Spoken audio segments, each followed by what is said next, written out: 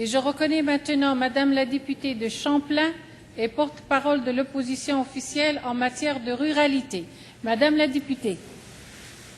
Merci, Madame la Présidente. Madame la Présidente, ce soir, 20 heures, un peu plus, j'ai accepté d'intervenir sur le projet de loi en tant que citoyenne et en tant aussi que porte-parole en matière de ruralité. Et depuis que je suis députée, depuis 2003, que j'entends parler de la Commission de la protection du territoire agricole, j'en ai entendu parler également largement, et j'en ai même parlé à mes collègues parfois, je dirais même souvent entre 2003 et 2007, pour défendre cette instance, cette institution, cet organisme qui défend des droits. Et on sait souvent, vous comme moi, Madame la Présidente, qu'on est interpellé par nos municipalités, par les citoyens de chacun de nos comtés, quand ils ont besoin de faire soit du dézonage, utilisation de territoire à d'autres fins. Et ça a donné lieu à de grands débats, des débats dans chacune de nos municipalités, particulièrement rurales. Vous savez comme moi que le besoin qu'ont les municipalités d'attirer la population, de développer du territoire, de protéger le territoire agricole, mais en même temps de permettre à des jeunes familles de venir s'installer en milieu rural. Et c'est tout un problème que de faire dézoner, je peux vous le dire. Il y a eu des maires des municipalités parmi mes 9 municipalités rurales, il y a des maires qui sont allés eux-mêmes lors de rencontres à la Commission de la protection du territoire agricole pour défendre des dossiers de leur territoire. Et tout récemment, ça a duré quand même quelques années, on a amené les municipalités à déposer une fois pour toutes des plans avec les zonages déjà déterminés, des zonages zone blanche ou zone vert. Vous connaissez ce langage-là, vous comme moi, pour le vivre possiblement. Et on les a obligés à faire un exercice rigoureux dans chacune de leurs municipalités à l'occasion de rencontres citoyennes pour leur dire, écoutez, on a des droits pour donner ouvertement nos intentions sur le territoire qu'on veut voir dézoné. Et les citoyens se sont réunis en rencontre pendant plusieurs soirs pour certains endroits afin de donner leur avis et déterminer ce qu'ils voulaient voir comme zone blanche ou zone verte. Et la Commission de la protection du territoire agricole les a mandatés, les a en fait obligés à déposer un plan, une fois pour toutes, spécifiant, indiquant clairement quelles sont les zones blanches et quelles sont les zones vertes. Donc, tout ça, Madame la Présidente, pour vous dire que, avant d'en arriver à faire dézoner un territoire, avant d'en arriver à obtenir une utilisation à une autre fin, qui est un langage que je connais bien, il faut faire, je vais dire dans un langage un peu coloré, beaucoup de galipettes. Il faut mettre sur le papier de nombreux arguments.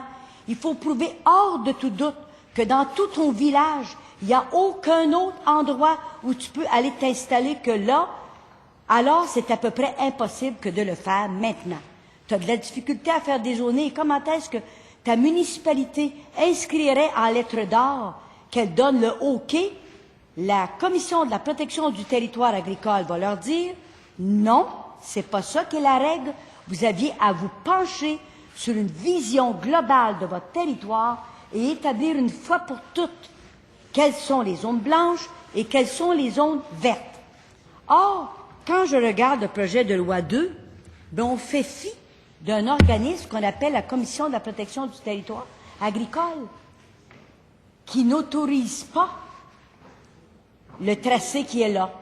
Alors, ce que je dis, Madame la Présidente, si ce projet de loi-là a été contesté, si les contestataires ont eu gain de cause, de quel droit, et c'est la question que je pose ce soir, le gouvernement et son ministre peuvent se permettre d'aller à l'encontre de cela. Et vous savez, Madame la Présidente, en politique, quand il y a un doute et qu'un doute demeure, ça crée un fameux malaise. Et j'ai entendu mes collègues, du moins quelques-uns d'entre eux, s'exprimer sur ce projet de loi-là et dire clairement aux gens de la Beauce qui attendent cette autoroute-là depuis des années qu'on est pour un tracé et pour une autoroute, comme on est pour un tracé et pour une autoroute dans d'autres régions du Québec. Ce n'est pas l'idée de combattre les Beaucerons, de combattre un projet en Beauce, c'est l'idée de respect, de respecter des règles de droit, des règles de loi et de respecter des décisions et ne pas passer par la porte d'en arrière, parce que ce qu'on ne peut pas faire par la porte d'en avant, du moins, comme dirait le barreau ou d'autres instances qui l'ont bien dit, c'est possiblement peut-être légal, mais c'est malhabile, quelque chose de rare, que d'aller à l'encontre de ce qui a déjà été décidé.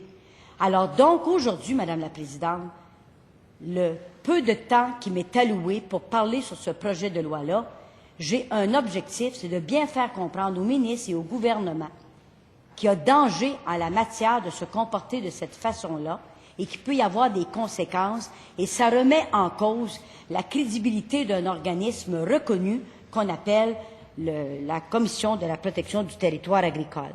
Alors, oui, il y a deux groupes de citoyens qui se sont objectés, qui ont refusé, qui ont contesté l'expropriation, et pour ces deux citoyens-là, ces deux groupes de citoyens-là, il y avait une raison majeure. On vient gruger les terres agricoles sur lesquelles eux autres, sur lesquelles ils ont mis une contestation et sur lesquelles ils ont gagné. Ils ont même gagné par 2 fois, si je ne me trompe. Alors, il est évident que le gouvernement, le pouvoir public, le ministre des Transports, le ministère des Transports, la Commission de la protection du territoire agricole ont fait leur travail de façon questionnable. De façon questionnable.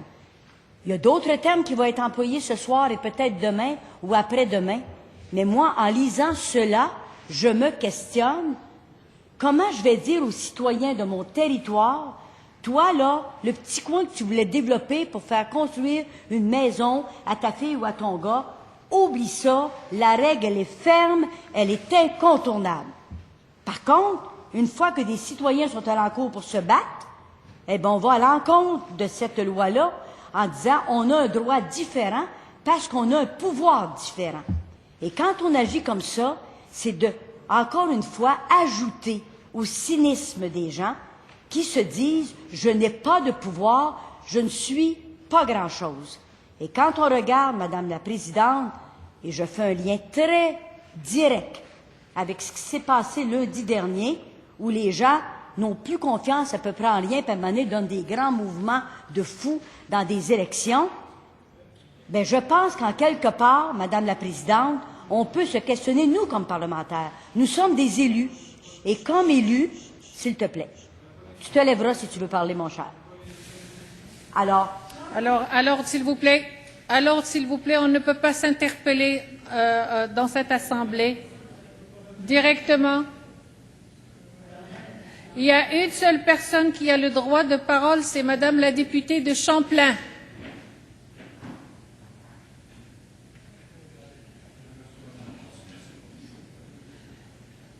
Merci de votre collaboration. Madame la députée, poursuivez. Merci, Madame la Présidente. J'apprécie votre intervention. Alors, Madame la Présidente, quand j'enseignais, je ne tolérais pas ça non plus.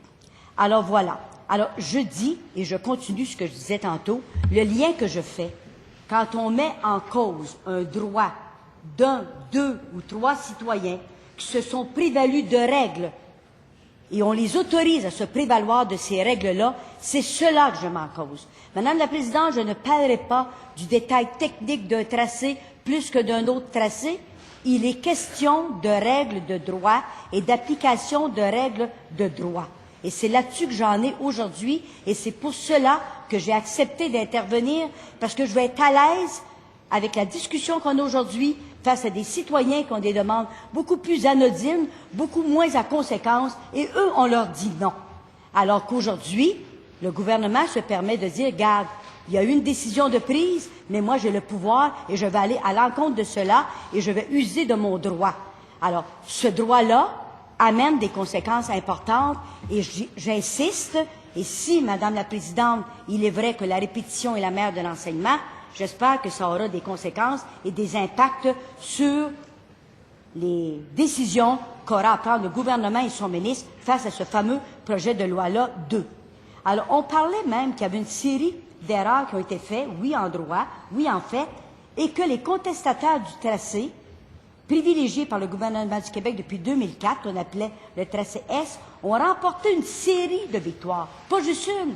Ils ont remporté une victoire devant le tribunal administratif du Québec, devant la Cour supérieure, parce que cette dernière, elle a annulé un décret adopté par le Conseil des ministres. Et quand on lit un petit peu plus loin, Madame la Présidente, dans le document, on se rend compte que le gouvernement est intervenu au moment où il savait pertinemment qu'il y avait des appels de fait. Alors, quand tu interviens au mauvais moment et que tu bypasses ta propre loi, ben tu devrais te questionner avant d'aller plus loin avec un projet de loi, ou du moins donner les véritables raisons qui font qu'on continue à s'entêter puis à s'embourber avec cela.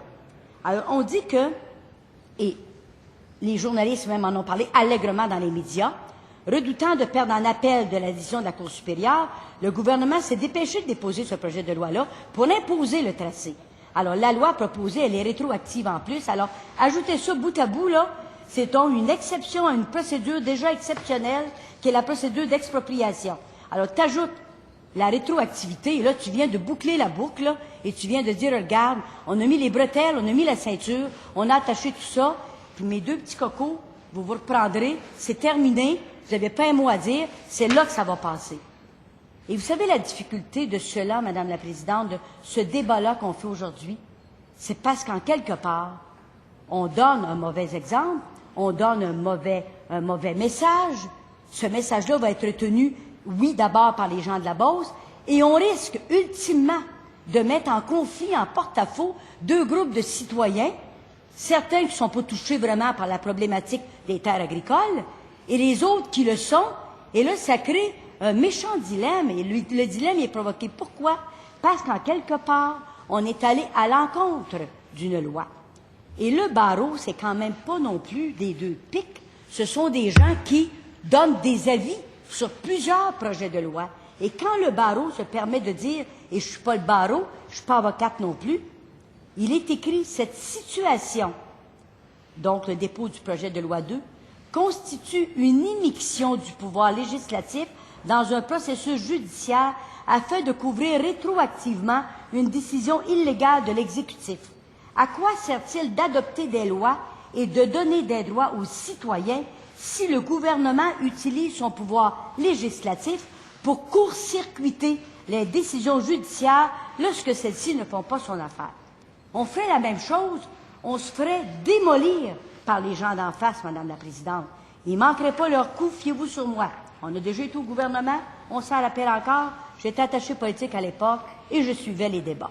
Donc, ne faisons pas, Madame la Présidente, n'en ajoutons pas pour faire que la population soit encore plus choquée, méprise les parlementaires qui usent de droit en écrasant d'autres. Ne le faisons pas. Et à chaque fois que de telles choses vont se produire, je me lèverai parce que mon vécu, Madame la Présidente, me permet d'intervenir là-dessus. Et on dit ceci, et on ajoute, en 2008, alors qu'ils préparaient leur cause, les citoyens qui contestent le tracé Est ont découvert qu'il existait déjà un autre tracé pour lequel une multitude d'études et d'autorisations avaient déjà été octroyées depuis une vingtaine d'années, ce qu'on appelle désormais le tracé Ouest. Pourquoi le gouvernement refuse-t-il le tracé Ouest? La raison n'est pas claire. Et ce, d'autant que ce tracé Ouest empiète moins sur les terres agricoles que le tracé Est.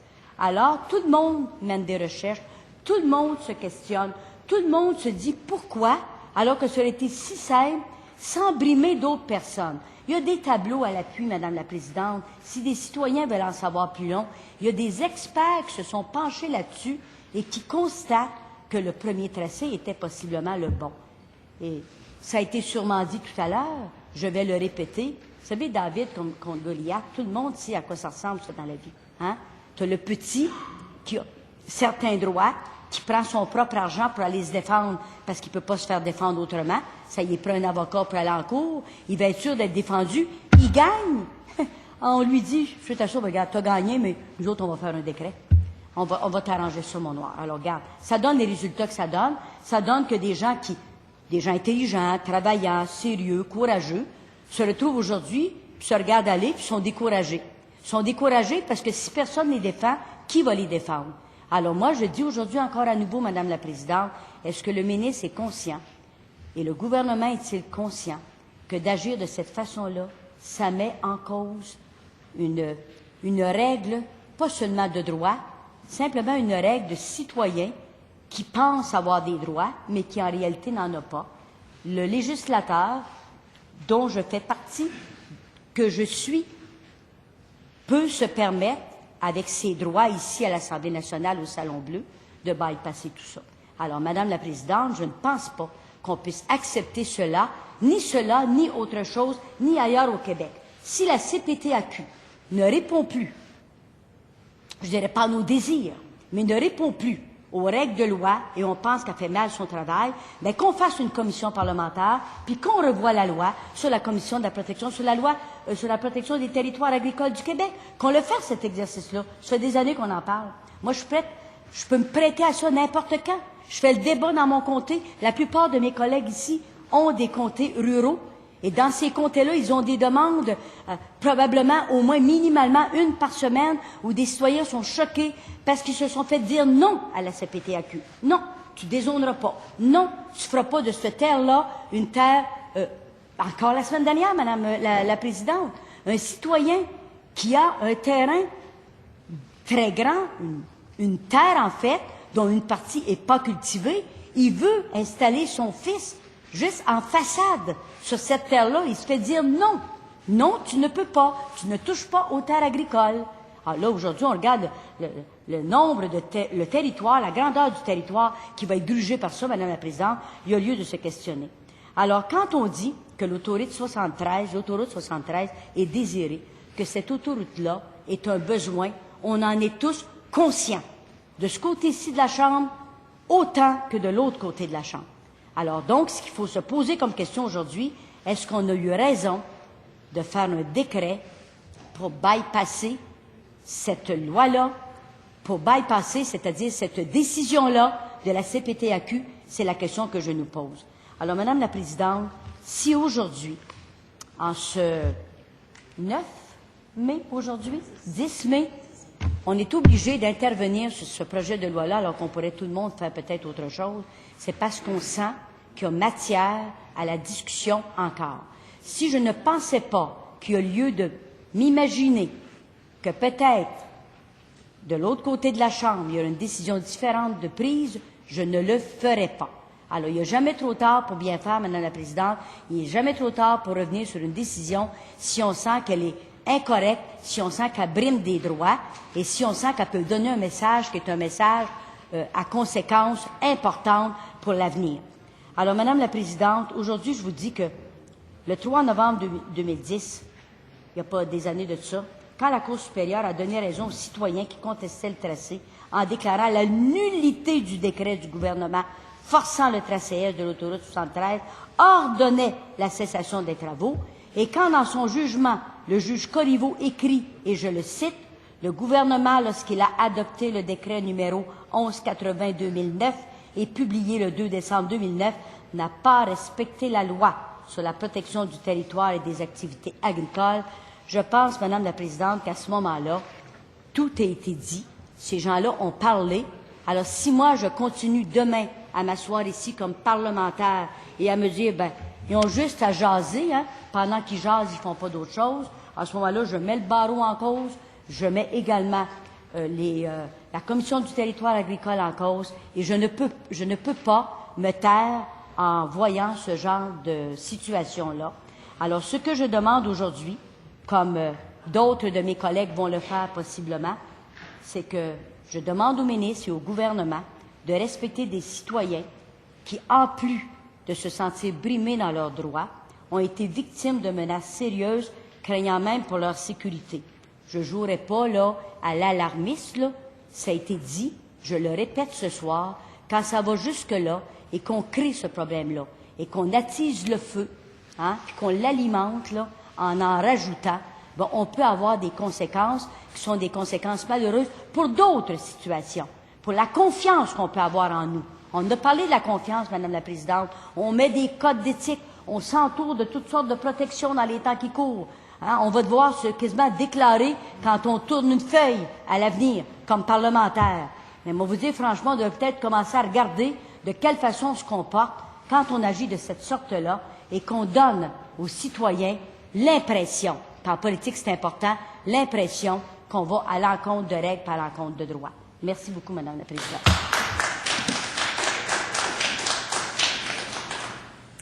Alors, je vous remercie, Madame la députée de Champlain.